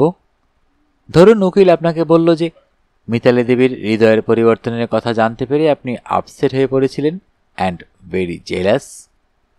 কারণ আপনার বয়স মাত্র 20, আপনি অনভিজ্ঞ। হৃদয় জয়ের লড়াইতে আপনি মিতালি দেবীর সঙ্গে নাও পেরে উঠতে পারেন। Jealousy is a dangerous thing, তাই না? তাছাড়া ইনহেরিটেন্সের প্রশ্ন তো আছেই। মিতালি মারা গেলে আপনি প্রচুর লাভবান হবেন। সুতরাং আপনি যদি মিতালি দেবীকে মেরে ফেলতে চান, সেটাও অস্বাভাবিক বলে মনে করার কিছু নেই। কি বলছেন আপনি? আহা, উত্তেজিত হবেন না। আমি শুধু আদালতের সম্ভাব্য প্রশ্নগুলি আপনাকে অ্যালার্ট করছি। আচ্ছা, মিতালি দেবী তার সেন্টের শিশিগুলো কোথায় রাখতেন আপনি জানেন? কেন জানব না? ও অনেক পারফিউম এনেছিল। কিছু সুটকেসে ছিল, কয়েকটা বের করে ড্রেসিং টেবিলে রেখেছিল। আপনি কি জানেন যে খুনি পালানোর সময় অনেকগুলো সেন্টের শিশি ভেঙে সুগন্ধ ছড়িয়ে দিয়ে গিয়েছিল যাতে পুলিশ কুকুর গন্ধ না পায়? শুনেছি। That's good. ও বাড়ি থেকে আপনি কটার সময় চলে আসেন? রাত 10টা। একাই ফিরেছিলেন? হ্যাঁ। তখনও পার্টি চলছিল? হ্যাঁ। আপনাকে চলে আসতে কে কে দেখেছে? জানি না। আমি কাউকে কিছু না বলে পালিয়ে চলে আসি পিছনের বাগানের রাস্তা দিয়ে। সেই দিন রাত 1টা থেকে 2টোর মধ্যে আপনি কোথায় ছিলেন? আমার ঘরে। আর কোথায় থাকব? বেশ গন্ডগোলে ফেলে দিলেন। কেন? আপনার কেসটা ফুল প্রুফ নয়। Anyway, for the time being আপনার কথা মেনে নিচ্ছি। ধরুন খুনটা আপনি করেননি, আমি করিনি। ছি ছি, এসব কথা কি? এসব কি কথা বলুন তো? আমি করিনি? ছি ছি ছি, এসব কি কথা বলুন তো? ফের উত্তেজিত হয়ে পড়ছেন? মাথা ঠান্ডা রাখুন। আপনার যাতে বিপদ না হয় তা আমি দেখব, কিন্তু আমার কিছু তথ্য চাই। কি তথ্য? মিঠু মিত্র কেমন লোক? ভীষণ ভালো। ভেবে বলুন। ওকে নিয়ে আমি সবসময় ভাবি। আপনি ওর জন্য সব কিছু করতে পারেন? পারি। Even a murder? আমি খুন করিনি। সেটা প্রমাণ সাপেক্ষ। কথাটার জবাব দিন। আমি ওকে ভালোবাসি, ওর জন্য সব ত্যাগ করতে পারি। এর বেশি জানি না। কথাটা লজিক্যাল হলো না, অথচ আপনি লজিক ভালোই জানেন। আপনি ফিলোসফির ছাত্রী। আমার লজিক ওরকম নয়। মিঠুদা খুব ভালো জেনেই আমি ওকে ভালোবাসি। সেন্টিমেন্টাল হয়ে পড়ছেন। কারো সম্পর্কে আগ বাড়িয়ে ধারণা করাটা অন্ধবিশ্বাসের মতো। দুনিয়ায় এমন অনেক খুনি আছে যাদের পরম সাধুপুরুষ বলে মনে হয়, অ্যাপারেন্টলি। আমি অত জানি না। না জানাটা কাজের কথা নয়। শুনুন, আপনি যদি খুনটা নাও করে থাকেন, তাহলেও আপনি খুনির সাহায্যকারী হিসেবে সন্দেহের পাত্রী হতে পারেন, কারণ আপনার অ্যালিবাই নড়বড়ে। কেউ আপনাকে ও বাড়ি থেকে চলে আসতে দেখেনি। আপনি লুকিয়েছিলেন। রাত গভীর হলে মিঠু ফিরে আসে এবং আপনি তাকে বাড়িতে ঢুকতে সাহায্য করেন। তারপর মিঠু মিতালি দেবীকে খুন করে। আপনি তাকে সেন্টের শিশি দেন। বারান্দা থেকে আপনারা শিশিগুলো ভিতরে ছুঁড়ে ভেঙেছিলেন, তাতে আপনাদের গায়ে সুগন্ধ লাগতে পারেনি। আপনারা নিরাপদে পিছনের বাগানে নেমে পালিয়ে যান। আমার মাথা ঘুরছে। প্লিজ, আর নয়। আহা, এটা একটা অনুমান। এটা একটা রিকনস্ট্রাকশন মাত্র। এরকম নাও হতে পারে। তাহলে? আমার ধারণা খুনের সময় মিঠু একাই ছিল, ঠিক কি না? আমাকে কেন টানা হেঁচড়া করছেন? যা হয়েছিল হয়েছিল। Past is past. মিতালির ব্যাপারে আমি কিছু জানি না। লেখাপড়া কত দূর? মাধ্যমিক। তাহলে তো তোমাকে শিক্ষিতই বলতে হয়। পাশ করেছিলে? জি। কোন ডিভিশনে? বললে বিশ্বাস করবেন? বলে কি লাভ? শুনি না। ফার্স্ট ডিভিশনে। বলো কি? অঙ্কে আর ইতিহাসে লেটার ছিল। ওরে বাস! জানতাম বিশ্বাস করবেন না। তবে সার্টিফিকেট আর মার্কশিট দুটোই আমার মায়ের কাছে আছে। মা ঠাকুরের আসনে তোষকের তলায় রেখে দিয়েছে। পড়াশুনো আর এগোয়নি? না। পড়ে কি হবে? কলেজে ভর্তি হয়েছিলে? তাও হয়েছিলাম, তবে কন্টিনিউ করিনি। কেন? পড়াশোনা ফালতু জিনিস। পড়ে উন্নতি করতে গেলে লোকে বুড়ো হয়ে যায়। অত সময় কি হাতে আছে? বটে। তা তুমি কিসে উন্নতি করতে চেয়েছিলে? মালটাল বেচতাম। কি মাল? সেসব স্যার পুরনো কাসন্দি। ও ঘেটে লাভ নেই। এই কেসটায় ঝোটমুট আমাকে ধরেছেন। সেটা দেখা যাবে। মিতালিকে চিনতে? চিনব না কেন? সে আমার বউ ছিল। বিয়ে হয়েছিল? কালীঘাটে। রেজিস্ট্রি হয়নি? না, ও তখন মাইনর ছিল। তাও তো বটে। কতদিন একসঙ্গে ছিলে? 5-6 মাস হবে। তুমি ওকে মারধর করতে? না, মারব কেন? তখন আশনাই চলছিল। আশনাই কেটে গেল কেন? মিতালি বিগড়ে গেল। ওয়ান ফাইন মর্নিং ঘুম থেকে উঠে বলল, আমি ফিরে যাচ্ছি। তুমি কি করলে? কি করব? হাই তুলে পাশ ফিরে শুলাম। আটকাবার চেষ্টা করলে না? কি লাভ? ভদ্রলোকের মেয়ে একটু টক জালের খোঁজে এসেছিল, টেকার বিয়ে নয়। জানতাম তোমার জন্য ওর জীবনটা বরবাদ হয়ে গিয়েছিল, জানো? কেন স্যার, আমি কি করলাম? আশনাই তো আমি একা করিনি, ওরও ভূমিকা ছিল। কোথায় বাসা করেছিলে? গোবিন্দপুর বস্তিতে। পরে মিতালি দেবীর খোঁজখবর করনি? খোঁজার কি আছে স্যার, পাড়ারই মেয়ে, সব খবরই পেতাম। বটে। মিতালি দেবী যে বিয়ে হয়েছিল, উনি যে আমেরিকায় ছিলেন, সব জানতে? ঘ্যাম মেয়ে, সব জানতাম। তোমার হিংসে হতো না? না স্যার, হিংসে ফিংসে হয়নি। ওসব মেয়ে কি আমার মতো লোকের জন্য?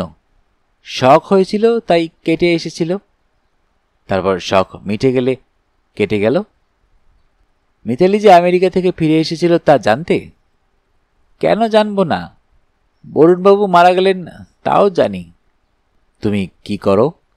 চাকরি কিছুদিন করেছিলাম, ব্যাংকে ধোয়া মোছার কাজ, ক্যাজুয়াল স্টাফ।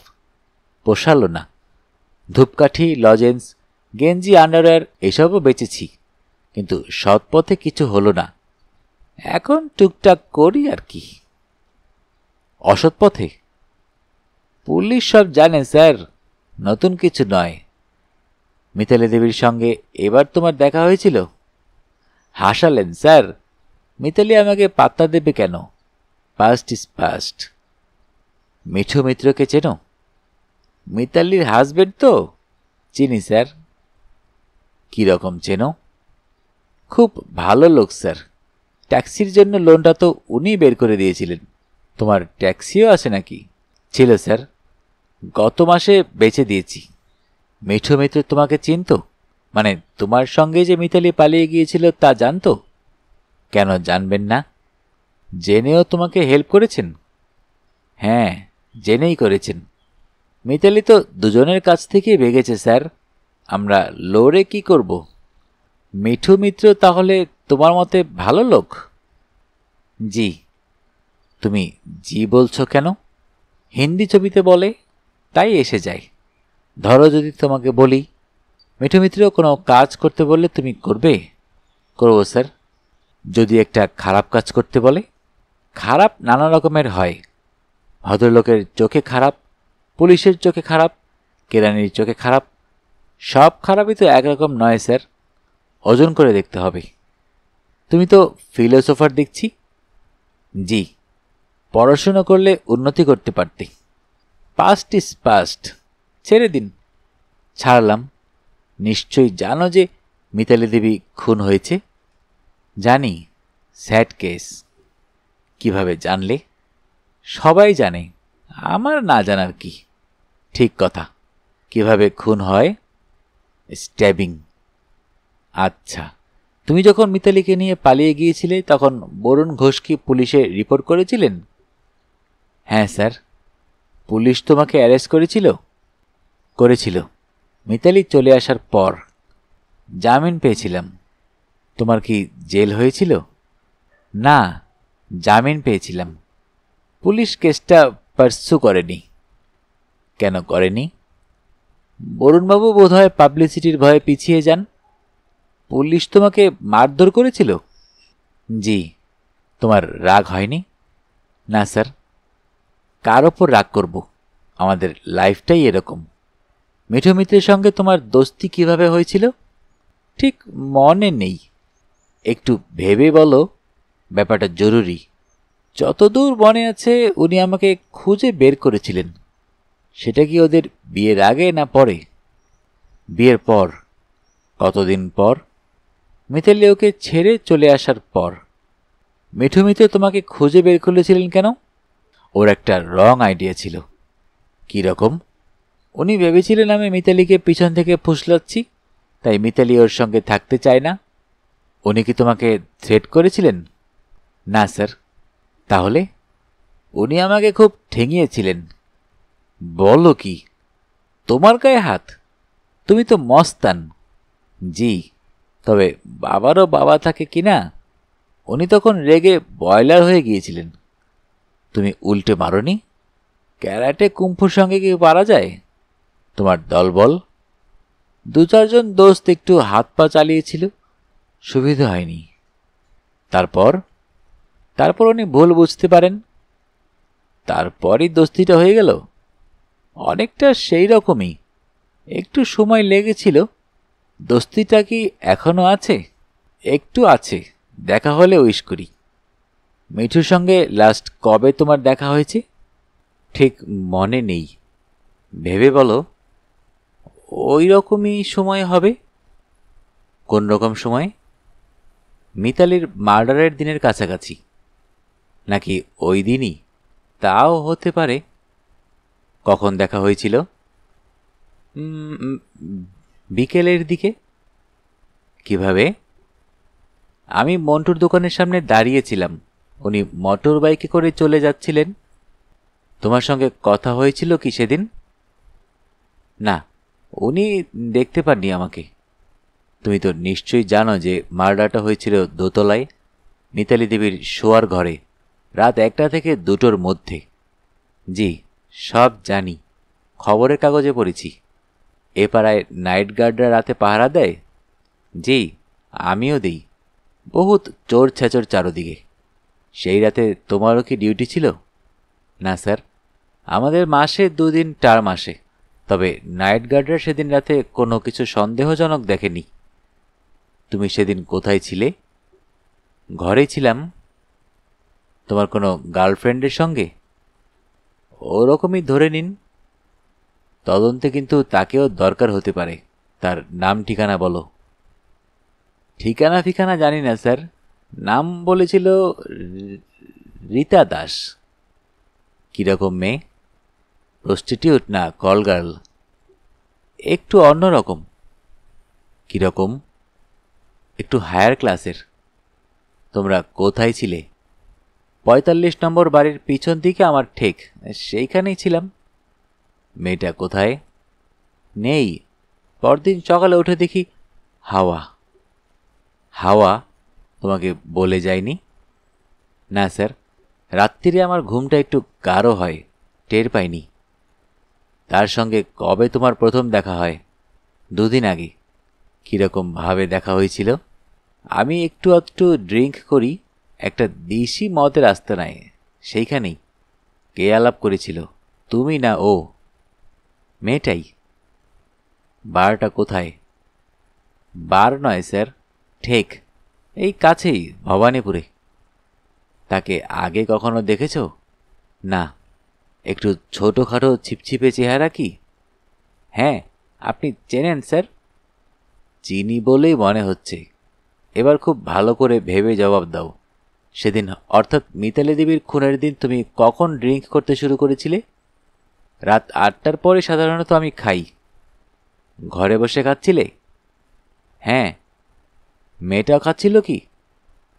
একটু আধটু। কখন শুতে গিয়েছিলে?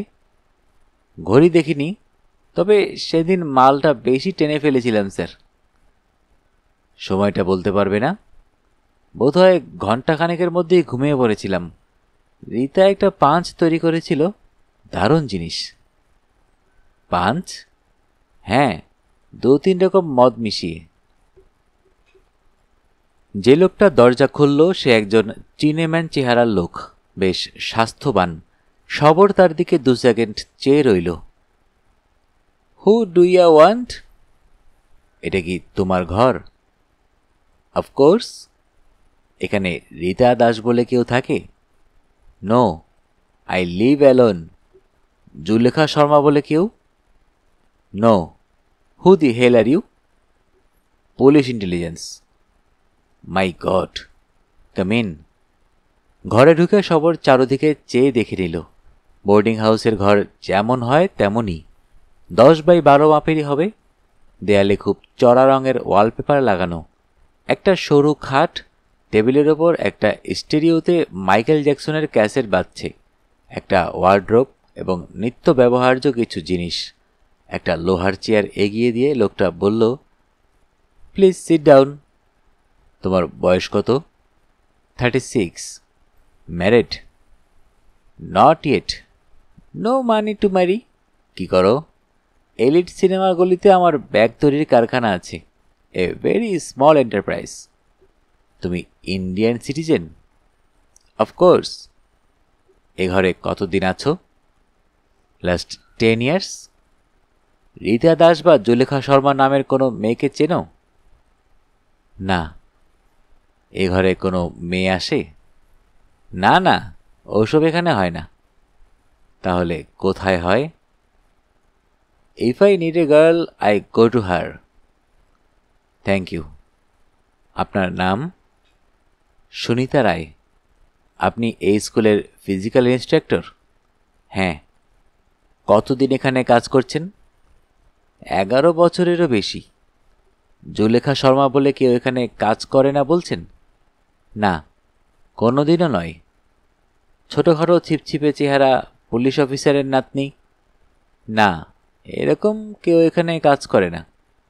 আপনাদের সব স্টাফ আজ উপস্থিত আছেন কি? হ্যাঁ, ফুল স্টাফ। আমি তাদের দেখতে পারি কি? পারেন, তবে অনেকে এখন ক্লাসে আছেন। আমি অপেক্ষা করব। ওকে।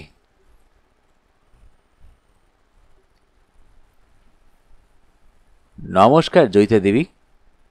নমস্কার। আমাকে দেখে আপনি বোধহয় খুশি হননি। পুলিশের দুর্ভাগ্য, তাদের দেখে কেউ খুশি হয় না।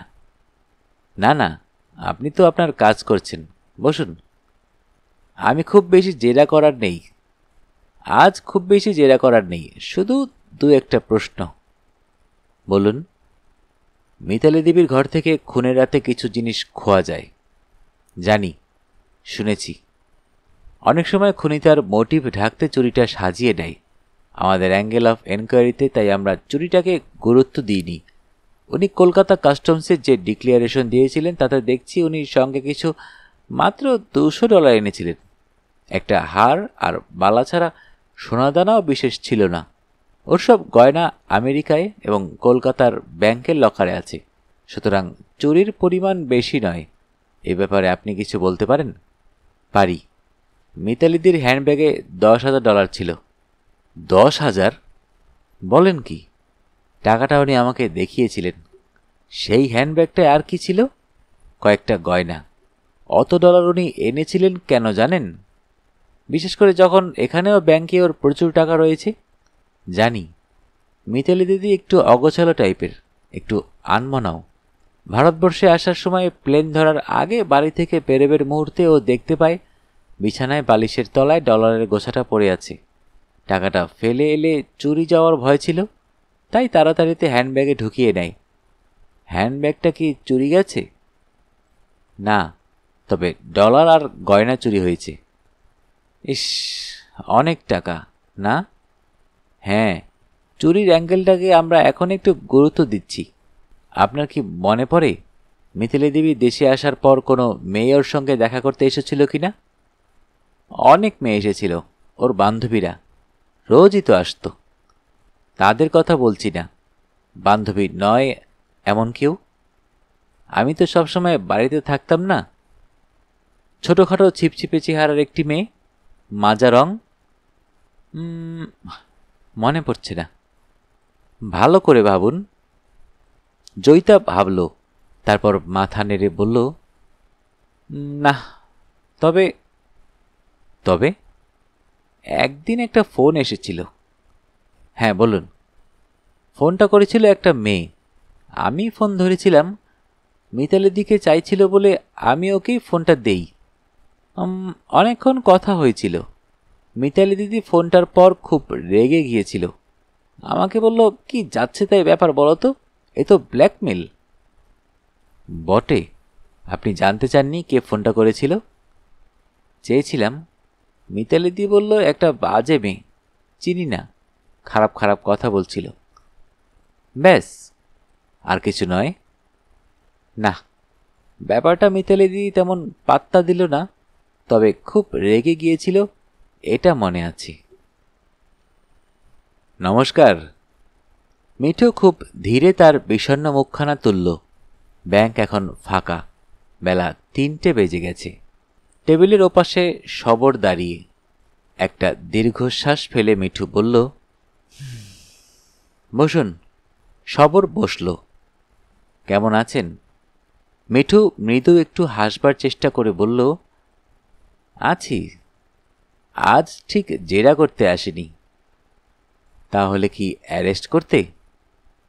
এখনই নয়, আমি আর্লি অ্যারেস্টে বিশ্বাসী নই, বরং সন্দেহভাজনকে নাড়াচড়া করতে দিলে এবং নজর রাখলে ভালো কাজ হয়। তাই বুঝি? বলুন, কি করতে পারি আপনার জন্য? আমার জন্য নয়, দেশ ও দশের জন্য। আমার একটা ইনফরমেশন চাই। কিসের ইনফরমেশন? রিগার্ডিং বরুণ ঘোষ। অনেক কথাই তো হয়েছে। শবর মাথা নেড়ে বলল, তাহলেও অনেক কিছু জানা যায়নি। কি জানতে চান? গত 2-3 বছর ধরে ওর ব্যাংক অ্যাকাউন্ট থেকে উইথড্রয়ালের পরিমাণ হঠাৎ অস্বাভাবিক বেড়ে গিয়েছিল কিনা? ওর অ্যাকাউন্ট চেক না করে তো বলা যাবে না। চেক করুন। করছি। আর কিছু? হ্যাঁ, উনি কেমন লোক ছিলেন? সে কথা তো বলেইছি। Lonely, উইডোয়ার, middle aged? হ্যাঁ। শবর একটু হাসল, তারপর বলল, যতদূর জানি মিতালি দেবীর 2 বছর বয়সের সময় বরুণবাবুর স্ত্রী মারা যান। হ্যাঁ। তখন ওর দ্বিতীয়বার বিয়ে করার বয়স ছিল। হ্যাঁ। উনি মারা গেছেন 54 বছর বয়সে? তা হবে। বয়সটা খুব বেশি নয়। কি বলেন? আপনি একটা কিছু ইঙ্গিত করতে চাইছেন? হ্যাঁ। বুঝতে পারছেন কি? না, আন্দাজ করছি। তাহলে স্পষ্ট করে বলি, ওয়াজ দেয়ার এ উইমেন সামহোয়ার? আমি ঠিক জানি না। একটু ভাবুন। আপনার সঙ্গে তার যোগাযোগ ছিল, আপনি তার অ্যাকাউন্ট হ্যান্ডেল করেছেন। মিঠু ভ্রুকুচকে খানিক্ষণ চুপ করে রইল। শবর বলল, বলতে আপনার রুচিতে বাজছে কি? তা নয়। তাহলে এইটুকু বলতে পারি যে সম্ভাবনাটা উড়িয়ে দেওয়া যায় না। আচ্ছা, উনি কি সবসময় নিজেই টাকা তুলতে আসতেন? না, মাঝে মাঝে ওর রান্নার লোক হরেন বা ড্রাইভারও আসতো। আর কেউ? না। দেখুন, কেসটা সিরিয়াস একটা টার্ন নিচ্ছে। এই সময় দ্বিধা করলে আমরা মুশকিলে পড়ব। ভালো করে ভেবে দেখুন। দেখুন, বেয়ারার চেক তো যে কাউকেই দেওয়া যায়। উনি অনেকেই হয়তো চেক পেমেন্ট করতেন। সব মনে রাখা কি সম্ভব? না। তবু কোনো অস্বাভাবিকতা ঘটে থাকলে সেটা মনে থাকতে পারে। কিছু মনে পড়ছে না। আচ্ছা, উনি কি অনেকেই চেক পেমেন্ট করতেন? যতদূর মনে আছে, না। ওর আরও 3টে ফিকটিশাস অ্যাকাউন্ট আছে, সে তো আপনি জানেনই। এই 3টে অ্যাকাউন্ট থেকে উনি টাকা তুলতেন কি? খুব কম। মনে করে দেখুন তো, কখনো এই 3টের কোনো একটা থেকে এমন কেউ টাকা তুলতে এসেছেন কিনা যে একটি মেয়ে, যার বয়স এখন 32-33, ছিপছিপে, ছোটোখাটো, আনইমপ্রেসিভ চেহারা? মিঠু একটু হাসল। হাসলেন যে? এই বিবরণটা আপনি আরেকজনকেও দিয়েছেন।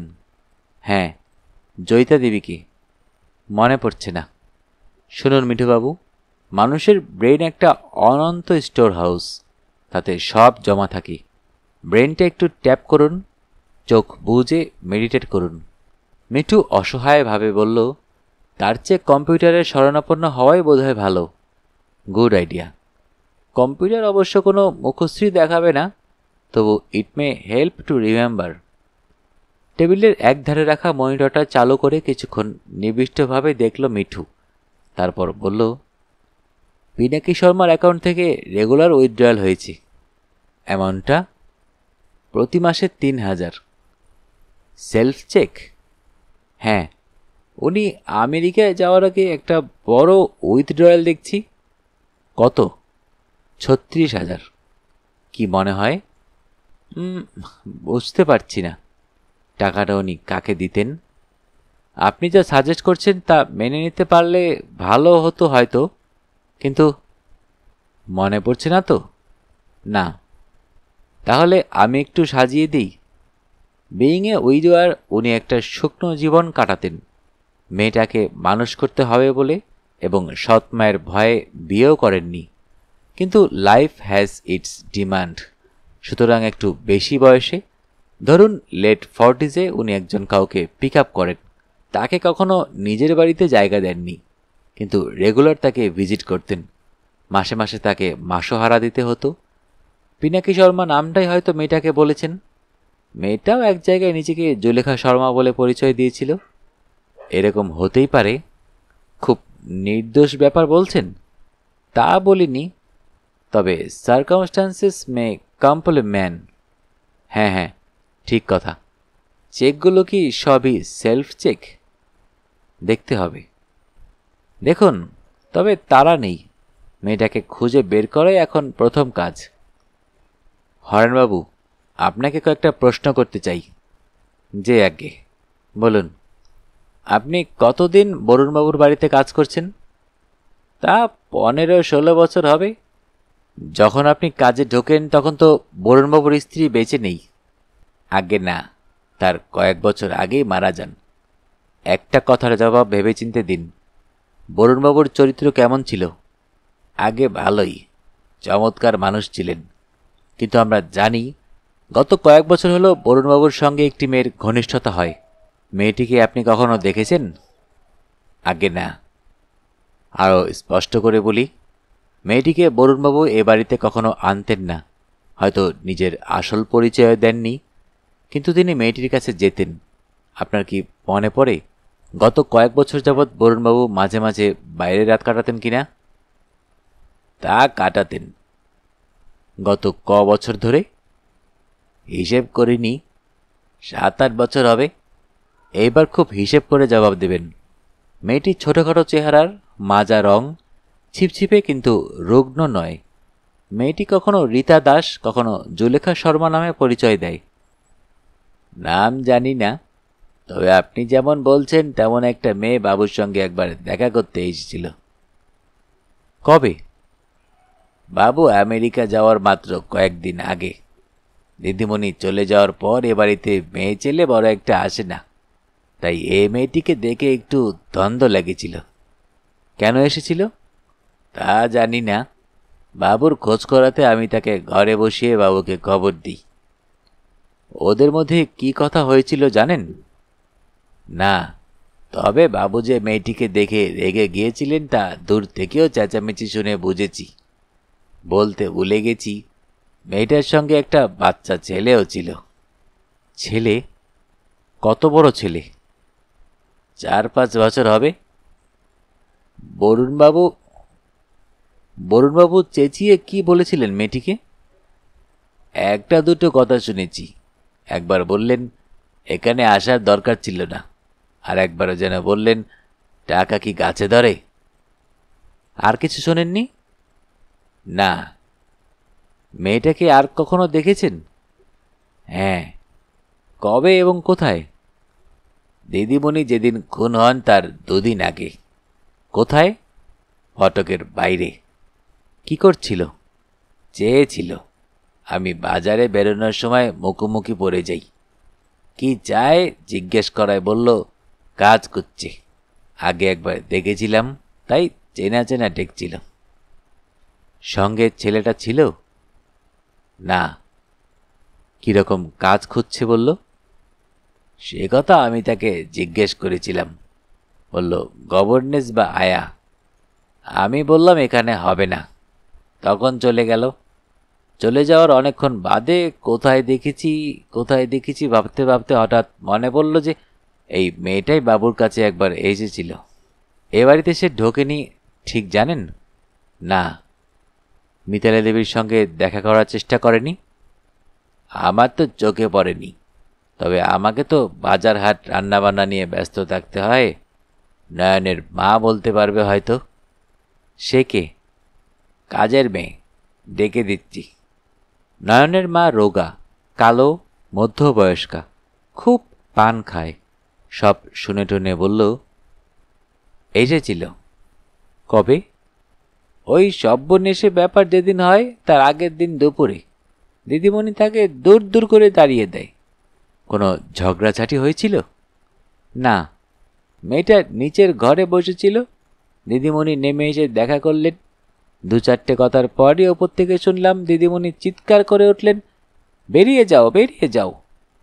আপনি চেঁচামেচি শুনে নেমে এলেন না? না, জারপোজ করছিলাম, ভাবলাম সাহায্য চাইতে এসেছে, কত লোকই তো আসে। দিদিমণি কিছু বলেছিলেন আপনাকে? না, একটু থমথমে মুখ করেছিলেন কিছুক্ষণ, তারপর আবার সব ঠিক হয়ে গেল। আর কিছু মনে পড়ছে? না। মেয়েটা ধমক খেয়ে উল্টে কিছু বলেছিল? না, আমি দোতলা থেকে দেখলাম গটগট করে বেরিয়ে গেল। পোশাকটা মনে আছে? সাদা churidar. I am disturbing you, কিন্তু কেসটা সিরিয়াস, কাজেই it's okay officer, how can we help you? আমি একটি ছেলের সন্ধান করছি। এখন তার বয়স হবে 6-7, নাম জানি না, কিন্তু পদবিটা শর্মা হলেও হতে পারে। বাবার নামও জানি না, তবে দেয়ার ইজ এ পসিবিলিটি যে বাবার নাম পিনাকি শর্মা। আপনাদের রেকর্ডটা কনসাল্ট করবেন? নো প্রবলেম, আপনি বসুন, আমি আসছি। হেডমিস্ট্রেস উঠে গেলেন, সবর বসে রইল, অন্ধকারে ঢিলছোড়া, তবু লেগেও যায় অনেক সময়। মেরিস স্কুল নামটা যখন জুলেখার মুখে এসেছে, তখন হলেও হতে পারে ওর ছেলে এই স্কুলে পড়ে। হেডমিস্ট্রেস 15 মিনিটের মধ্যেই ফিরে এলেন, মুখে একটু উদ্বেগ। ইয়েস অফিসার, ক্লাস 2তে 2জন শর্মা আছে, টুইন ব্রাদার্স, কিন্তু ওদের বাবার নাম সুজিত শর্মা, এ মার্চেন্ট। মিস্টার শর্মা প্যারেন্টস মিটিংয়ে আসেন, আমরা তাকে চিনি। সবর মাথা নেড়ে বলল, না, এরা নয়। Then we are sorry. Sabar উঠতে যাচ্ছিল, তারপর মাথায় বজ্রাঘাতের মতো একটা কিছু চমকে গেল তার। কি বোকা সে! Madam. Yes officer, I am making a mess of things, কিন্তু দয়া করে আমাকে আরেকটা ইনফরমেশন দিন। বলুন। ছেলেটার পদবি সম্ভবত ঘোষ, বাবার নাম বরুণ ঘোষ। নিশ্চয়ই, বসুন, আমি চেক করে আসছি। 15 মিনিট যেন 15 ঘন্টার মতো কাটল। হেডমিস্ট্রেস ফিরে এলেন। Yes officer, he is in class 2, Pritish Ghosh, বাবা বরুণ ঘোষ, মা দোয়েল ঘোষ। ঠিকানা 20A/6 Harish Chatterjee by lane. সবর চিরকুটটা পকেটে রেখে বলল, thank you madam, you are always welcome. দরজা খুলল সেই মেয়েটাই। তাকে দেখে একটুও চমকালো না, চোখে চোখ রেখে একটু চেয়ে রইল, তারপর দরজাটা ছেড়ে দিয়ে বলল, আসুন। চিনতে পারছেন? পারছি, জানতাম আপনি আসবেন। গলির মধ্যে একটা পুরনো বাড়ির একতলার ছোট্ট বাসা। ভিতরটা অপরিচ্ছন্ন নয়, বরং বেশ তকতকে ঝকঝকে। একটা ডিভান আছে, 2টো বেতের চেয়ার, কাচের শোকেসের ওপর একটা রঙিন টিভিও, পাশে ভিসিআর। এটা স্পষ্টতই বাইরের ঘর। ভিতরে একখানা শোয়ার ঘরও আছে। সবর বেতের চেয়ারটায় বসল।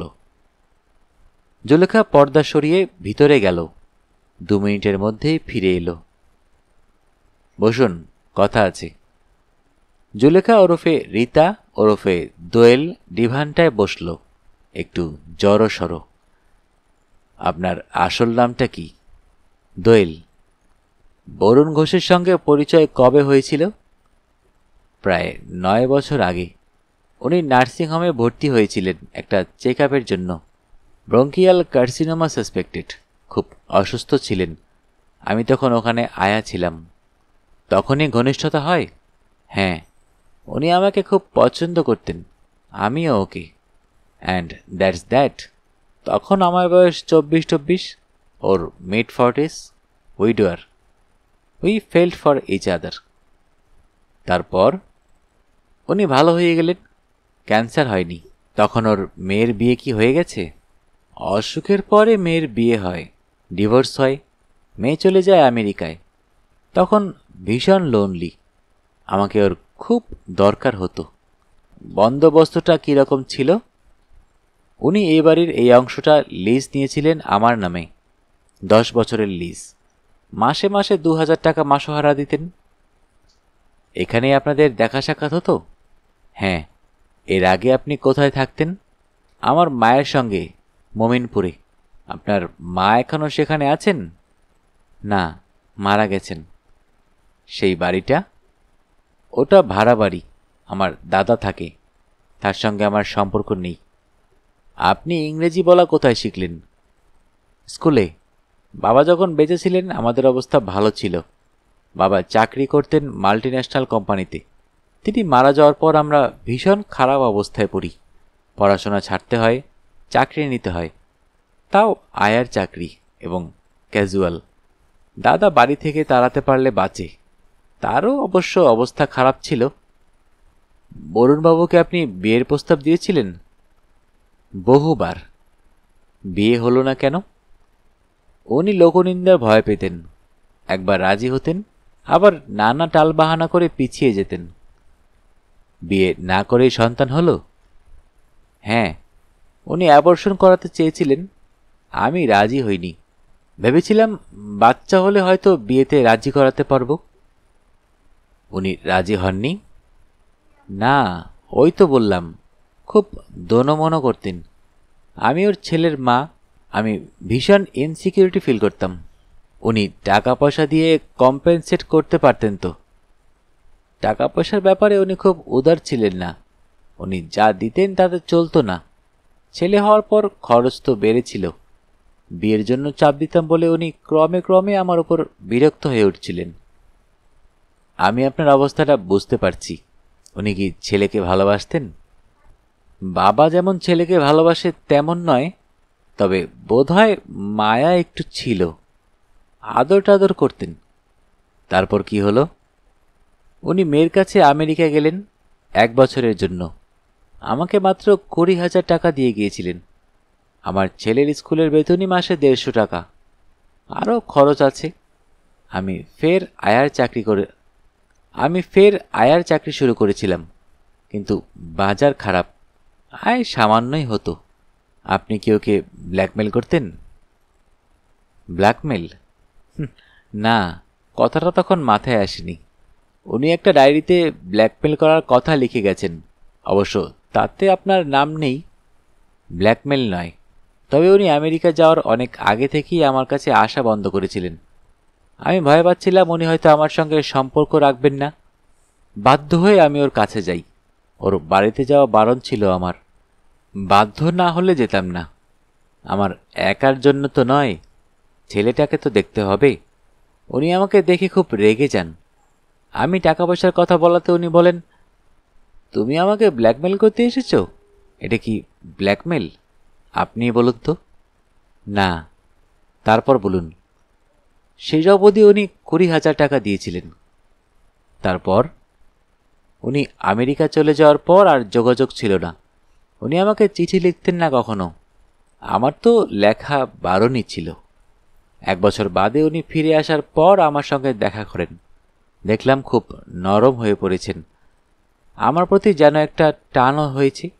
সেই দুর্বলতার সুযোগে আমি ফের বিয়ের কথা তুললাম। উনি নিমরাজি ছিলেন, তবে চিন্তা ছিল বিষয় সম্পত্তি নিয়ে। বিয়ে করলে প্রীতিশ ওর সম্পত্তির মস্ত ভাগিদার হয়ে দাঁড়াবে, সেটা উনি যেন খুব একটা পছন্দ করছিলেন না। তবে শেষ অবধি রাজি হয়েছিলেন। এমনকি ওর কথা মতো আমি একজন ম্যারেজ রেজিস্ট্রারের সঙ্গে যোগাযোগ করে নিয়মকানুন জেনে আসি। কিন্তু উনি হঠাৎ করে মারা যাওয়ায় সব ভেস্তে যায়। মিতালি দেবীর সঙ্গে আপনি যোগাযোগ করেছিলেন কি এইসব কথা জানানোর জন্য? হ্যাঁ। আর 1 বছর পর এই বাড়ির লিজ শেষ হয়ে যাবে। আমার মাসোহারা বন্ধ। চাকরি থেকে হাতে টাকা পয়সা আসছে না। আমি কি করতে পারি বলুন তো? আমার ছেলে অবৈধ সন্তান আমি জানি, কিন্তু ধর্ম তো ওরই সন্তান। ও কেন অন্যায়ভাবে বঞ্চিত হবে? সেই জন্য আমি প্রথমে ওকে টেলিফোনে সব খুলে বলার চেষ্টা করি। উনি ভীষণ উত্তেজিত হয়ে পড়েন, আমাকে উল্টে গালাগাল করেন। আপনি কলগালের জীবিকা কবে থেকে বেছে নেন? মাথা নিচু করে একটু চুপ করে থেকে দোয়েল মাথা তুলে বলল, উনি আমেরিকা যাওয়ার প্রায় 7-8 মাস পরে। কল গার্ল নয়, আমি নার্সিং হোম থেকে একজন মধ্যবয়স্ক পেশেন্টের সঙ্গে তার বাড়ি যাই, সেখানেই শুরু। তবে ইচ্ছে হতো না, বাধ্য হই। সমীরণ বা পান্টুর কেসগুলো কি? পান্টুর সঙ্গে এক রাতে ছিলাম, for access to that house. কি চেয়েছিলেন? শেষবার চেষ্টা করেছিলাম মিতালির কাছ থেকে কিছু সাহায্য পেতে। ও আমাকে অপমান করে বাড়ি থেকে বের করে দেয়। তখন ঠিক করি চুরি করব। চুরির পক্ষে কি পার্টির দিনটাই প্রশস্ত ছিল? হ্যাঁ, অনেক লোকের ভিড়ে আমি ঢুকে যেতে পারবো বলে বিশ্বাস ছিল। পান্টু যে মিতালির প্রাক্তন প্রেমিক জানতেন? জানতাম, বরুণবাবুর কাছে সব শুনেছি। সমীরণের সঙ্গে কিভাবে এবং কেন জুটে গিয়েছিলেন? খনিকা অর্থাৎ ওর গার্লফ্রেন্ডকে আমি অনেক দিন চিনি। কিছুদিন ওর বাচ্চার বেবি সিটিংও করেছি। ওই সময় আমি ওদের বাড়িতে ওর বাচ্চা রাখছিলাম। খনিকা সমীরণের ওপর রাগ করে চলে আসে। আমি ঠিক করি সমীরণের সঙ্গে থাকব, তাতে খানিকটা ইনফর্মড থাকা যাবে। এবার আসল কথায় আসুন দোয়েল দেবী। দোয়েল এই প্রথম একটু হাসল। হাসলে মুখখানা ভারী সুন্দর দেখায়, লক্ষ্য করল সবর। পার্টির রাতে আমি দোতলায় উঠি। কিভাবে? পিছনের বাগান দিয়ে, খুব সোজা। বলুন। দোতলার ঘরে ঢুকে চারদিক খুঁজে হ্যান্ডব্যাগটা পেয়ে যাই। রাত তখন কটা? 9:30 থেকে 10টার মধ্যে। খুব রিস্ক ছিল না? ছিল। তারপর $10,000 ছিল।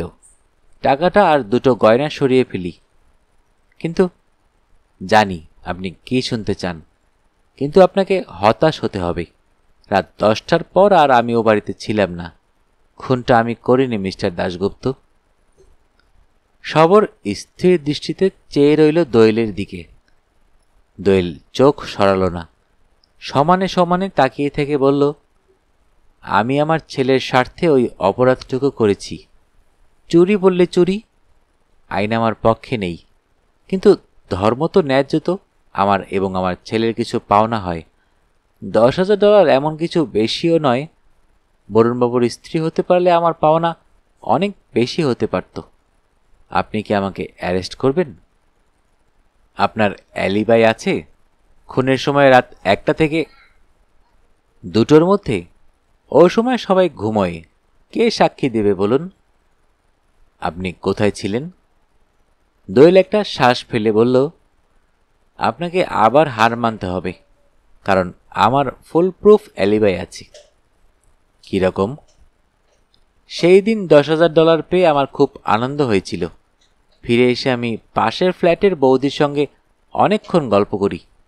ওরা মাঝে মাঝে আমার ফ্ল্যাটে ভিসিআর ও ছবি দেখতে আসে।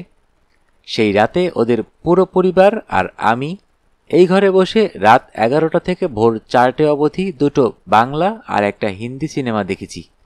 আপনি খোঁজ করলেই জানতে পারবেন। আরও বলি, পাড়ার আরও দুটো মেয়েও সেই রাতে আমার ঘরে বসে ছবি দেখেছে। Quite a crowd. সবর মাথা নেড়ে বলল, বুঝেছি। চুরির জন্য আপনি আমাকে অ্যারেস্ট করতে পারেন, কিন্তু খুনের জন্য নয়। খুনিকে আপনার আরও একটু খুঁজতে হবে। আমি আপনাকে অ্যারেস্ট করছি না।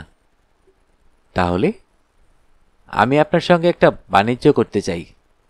Simple barter. কি বলুন?